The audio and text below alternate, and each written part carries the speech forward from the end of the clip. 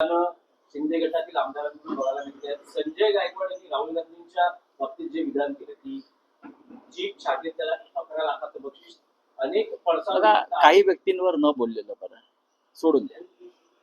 तो मेरा भी यही सवाल था कि राहुल गांधी पे कुछ लोग महाराष्ट्र में ऐसे हैं, खास करके जो 40 गद्दार है, उनमें से कुछ लोग जो बातें करते हैं उसके ऊपर आप ध्यान मत दीजिए। मैं अलर्ट करता हूँ, वो बातें ऐसी करती है, सीरियसली मत लेना। जो स्ट्राइक रेट आणि क्षमता हा जागा वाटपाचा निकष किंवा फॉर्म्युला सांगितला त्यातले पडसाद आपल्याला महायुतीत बघायला मिळत आहे। अजित पवार गट सावध आहे आणि 80 ते 90 जागांवर ठाम असून उद्या तातडीची बैठक बोलावली। बघा, महायुती म्हणून जो काय प्रकार आहे त्यात जागा वाटपावरून तुम्ही जे काय म्हणताय त्याच्यावरती आम्हाला चर्चा करण्याची काही तशी गरज नाही। तो त्यांचा अंतर्गत प्रश्न आहे। भारतीय जनता पक्ष हा प्रमुख पक्ष आहे आणि बाकीचे उरलेले जे 2 पक्ष आहेत ते आश्रित आहेत आणि जेव्हा आश्रित असतात आश्रितांना फार आवाज नसतो। भारतीय जनता पक्षाबरोबर स्वाभिमानासाठी लढली ती फक्त शिवसेना आणि प्रसंगी लात मारून आम्ही बाहेर पडलो। ही हिंमत दुसऱ्या कोणामध्ये नाही, ती शिवसेनेमध्ये होती, आम्ही बाहेर पडलो। त्याच्यामुळे आता भारतीय जनता पक्षाची दिल्लीतले जे गुजराती व्यापार मंडळ आहे ते जे काय त्यांच्या समोर फेकतील तुकडे ते त्यांना निमूटपणे स्वीकारावे लागतील। स्वाभिमान, अभिमान, अस्मिता हे विषय संपलेले आहेत त्यांच्या बाबतीमध्ये। तर मुळातच बेकायदेशीरपणे मुख्यमंत्री केलं, बेकायदेशीरपणे सरकार हातात दिलं, हेच फार मोठ्या गोष्टी आहेत त्यांच्यासाठी। त्याच्यामुळे जे मिळते ते घ्या आणि गप्प बसा, ही त्यांची एक भूमिका भारतीय जनता पक्षाची राहील आणि आपण पहा, मी सांगतोय तेच सत्य राहील। स्ट्राइक रेट हे या विधानसभेत काय असतो जागा वाटपाचं प्रमुख सूत्र असं दिसतंय, कारण लोकसभा निवडणुकीत स्ट्राइक रेट काय असतो? स्ट्राइक रेट कोणामुळे झाला? हा स्ट्राइक रेट भारतीय जनता पक्ष आणि मोदी शहांमुळे झाला। त्याचं कारण असं आहे, मोदी आणि शहांनी निवडणूक आयोग आणि सर्वोच्च न्यायालयावरती दबाव आणला नसता।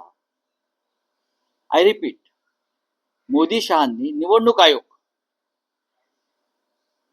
आयोग आणि सर्वोच्च न्यायालयाची आरती केली नसती 2.5 वर्षापूर्वी, तर शिवसेना हा पक्ष बाळासाहेब ठाकरेंचा आणि चिन्ह धनुष्यबाण हे एकनाथ शिंदेना मिळालं नसतं, कायद्यानं मिळालं नसतं, घटनेनं मिळालं नसतं।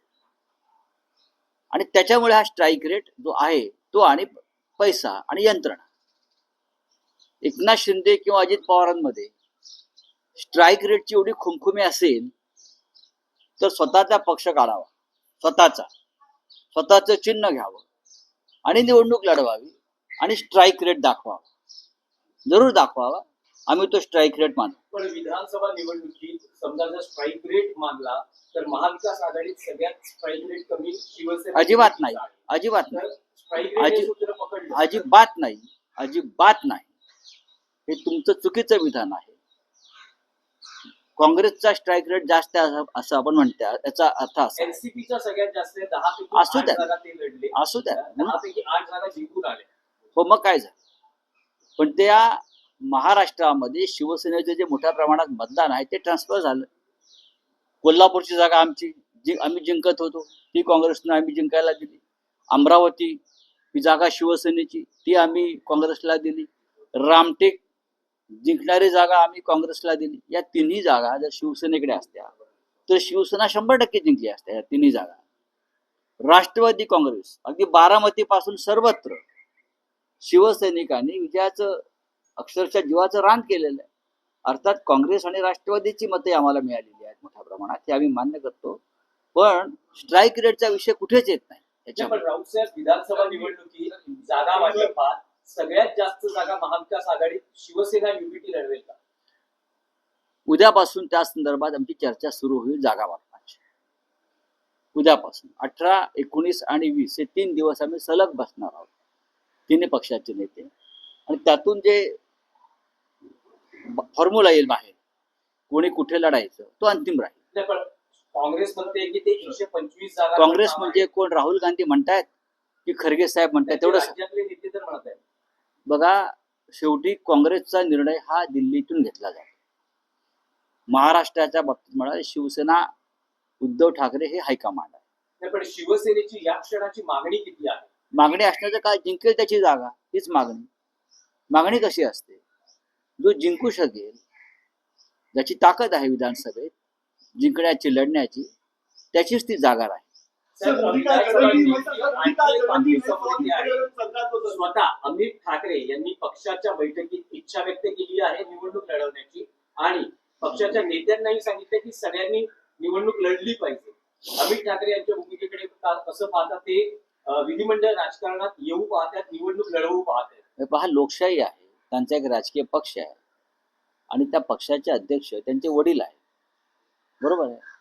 त्यांच्या पक्षानं जर निर्णय घेतला असेल निवडणुका लढायच्या आहेत, तर त्या निर्णयावर मी कशाकरता व्यक्त व्हायचं? अमित ठाकरे एक तरुण नेते आहेत, त्या पक्षाचे ते प्रमुख नेते आहेत आणि त्यांना निवडणूक लढण्याचा पूर्ण अधिकार आहे. आणि त्यांच्या पक्षाचा जो निर्णय असेल किंवा त्यांच्या कुटुंबाचा निर्णय असेल तर आम्ही त्याच्याकडे पाहताना म्हणू की एक तरुण मुलगा राजकारणामध्ये येतो आहे. नाही, पण राऊतसाहेब, आदित्य ठाकरेंनी जेव्हा निवडणूक लढवली त्यावेळेस वरळीमध्ये सर्वच राजकीय पक्ष, विशेषतः मनसेनंही सहकार्य केलं होतं. त्या मतदारसंघात उमेदवार दिला नाही. अशा वेळेस जर अमित ठाकरे यांनी निवडणूक लढवली तर शिवसेना, सर्वच राजकीय पक्ष, विशेषतः मनसेनंही सहकार्य केलं होतं. त्या मतदारसंघात उमेदवार दिला नाही. अशा वेळेस जर अमित ठाकरे यांनी निवडणूक लढवली तर शिवसेना, युपीटी सहकार्य करण्याच्या विचारात प्रश्न असा आहे की ते भारतीय जनता पक्षाबरोबर आहे. त्यांचा पक्ष जो आहे तो भारतीय जनता पक्ष किंवा शिंदे गटाबरोबर आहे, हे तुम्ही लक्षात घेतलं पाहिजे. पण राज ठाकरेंनी जर स्वबळावर निवडणूक लढवली नाही, मला राज ठाकरे कधी स्वबळावर लढत नाही. ते एकतर शिवसेनेला विरोध करणाऱ्या म्हणजे महाराष्ट्राला विरोध करणाऱ्या लोकांबरोबर कायम असतात. हे आतापर्यंत आमचा अनुभव आहे. महाराष्ट्राला कमजोर करणाऱ्या ज्या शक्ती आहेत त्याच्यामध्ये जे महाराष्ट्राचे 3 शत्रू आहेत, महाराष्ट्राचे 3 शत्रू आहेत, भारतीय जनता पक्ष, मिंदे गट जो फुटलेला पक्ष आणि अजित पवार गट, हे तिन्ही महाराष्ट्राचे शत्रू आहेत. या 3 शत्रूंना अप्रत्यक्षपणे जे मदत करतात ते सुद्धा महाराष्ट्राचे शत्रू होऊ शकतात, हे लक्षात घ्या. मुळात कोण निवडणूक लढते त्याने स्वतः जाहीर केलं पाहिजे. वृत्तपत्रातल्या बातम्यावरून आम्हाला निर्णय किंवा भूमिका ठरवता येणार नाही. आप बोलिए. आज प्रधानमंत्री का जन्मदिन है, मुख्यमंत्री ने प्रधानमंत्री को बधाई दी और कहा कि उनके लीडरशिप में देश आगे बढ़ रहा है. आप क्या कहते हैं? 100 दिन की सरकार भी पूरे हुए आज. हाँ सर, आप क्या कहना चाहते हैं? देश आगे बढ़ रहा है, प्रधानमंत्री. देश आगे बढ़ा होगा तो मुझे देखना पड़ेगा कितने इंच, कितने फुट, कितने मीटर आगे बढ़ा है. मुझे इतना ही मालूम है चाइना बहुत अंदर आगे बढ़ गई. 40,000 मील तक अंदर चाइना हमारे देश में मोदी जी के कार्यकाल में घुस गई. मैं ये भी देखता हूँ कि मणिपुर हाथ से निकल चुका है. मैं ये भी देखता हूँ कि मणिपुर हाथ से पूरी तरह से निकल चुका है. और मैं ये भी देख रहा हूँ कि इस देश में 10 साल में जो भ्रष्टाचार और कबूतरबाजी भ्रष्टाचार में जो बढ़ गई है वो इससे पहले कभी नहीं हुई थी. जम्मू कश्मीर का मामला आज भी जैसे कि तैसे. इस देश में जात और धर्म के आधार पर दंगे हो रहे हैं, दंगे भड़काने की कोशिश हो रही है. इस देश में विधायक और सांसद जोर शोर से खरीदे जा रहे हैं. पैसे की ताकत बढ़ गई, जनता की ताकत नहीं बढ़ गई. अगर ये मोदी जी का योगदान है ऐसे हमारे मुख्यमंत्री मानते हैं, मुख्यमंत्री खुश है क्योंकि गैर कानूनी तरीके से उनको सीएम बनाया, तो ऐसी व्यक्ति तो खुश होगी. एकनाथ शिंदे संविधान के खिलाफ जाकर मुख्यमंत्री बने. इसके लिए मोदी जी ने और अमित शाह जी ने चुनाव आयोग से लेकर सुप्रीम कोर्ट तक दबाव में लाकर उनको मुख्यमंत्री पर बिठाया है. तो ऐसी व्यक्ति तो नाचेगी, उछलेगी मोदी जी के बर्थडे पर, लेकिन हम प्रधानमंत्री को शुभकामनाएं देते हैं. अजीत पवार 80 सीटें के आसपास मांग रहे हैं क्या महायुति में, किस तरह से देखते हैं? अजीत पवार को 40 से ज्यादा सीटें नहीं मिली और ये जो शिंदे है उनको भी 40 प्लस और 10 सीटें मिल सकती है, क्योंकि 40 तो उनके बेईमान लोग हैं, उनको देना पड़ेगा उनको, और 5-10 उनके मुंह पर फेंक देंगे। केजरीवाल इस्तीफा दे रहे हैं किस तरह से? इसने केजरीवाल जब इस्तीफा आ जाएगा तो हम बात करेंगे। साहेब, नितीन गडकरींच्या बाबतीत प्रश्न आहे की मध्यंतरी नितीन गडकरींनी एका कार्यक्रमात म्हटलं होतं की त्यांना विरोधी पक्षातल्या एका ज्येष्ठ नेत्याकडून पंतप्रधान पदाची ऑफर होती, पण त्यांच्या मनातला संकल्प होता पंतप्रधान होण्याचा. बघा, तर मनातला हा नेता- हा मना- नेता कोण आहे आणि खरंच संकल्प नव्हता की आणखी काही कारण होतं? नितीन नाही, गडकरी कारण काही असतील. असं आहे की हा देश ज्या परिस्थितीतून जातोय, हुकुमशाही, झुंडशाही, भ्रष्टाचार, या चिखलातून बाहेर काढण्यासाठी विरोधी पक्षाने एकजुटीनं काही निर्णय घेतले आणि या भूमिकेत पक्षात राहून आपली मतं व्यक्त करणारे नितीन गडकरी आहे. एकमेव नेते आहेत त्यांच्या पक्षातले. अलीकडे मोहनराव भागवत बोलत आहेत. अशा वेळेला विरोधी पक्षाला वाटलं की नितीन गडकरींसारखा एक नेता आपल्या आघाडीत सामील झाला तर हुकुमशाही विरुद्ध लढाईला बळ येईल, भ्रष्टाचाराविरुद्ध लढाईला बळ येईल. त्या दृष्टीने जरी ऑफर त्यांना दिली असेल तर त्याचं स्वागत केलं पाहिजे. पण अशा प्रकारची ऑफर स्वीकारायला सुद्धा एक नैतिक बळ लागतं मनामध्ये आणि हिंमत लागते.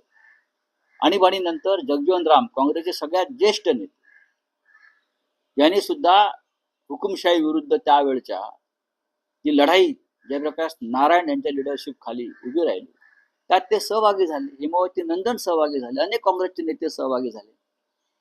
ही देशाची लढाई असते. ही आयडिओलॉजी वगैरे शब्द जे गडकरी साहेब वापरतायत त्याला कमी मानत नाही. तुमची आयडिओलॉजी आहे पण देश खड्ड्यात जातोय.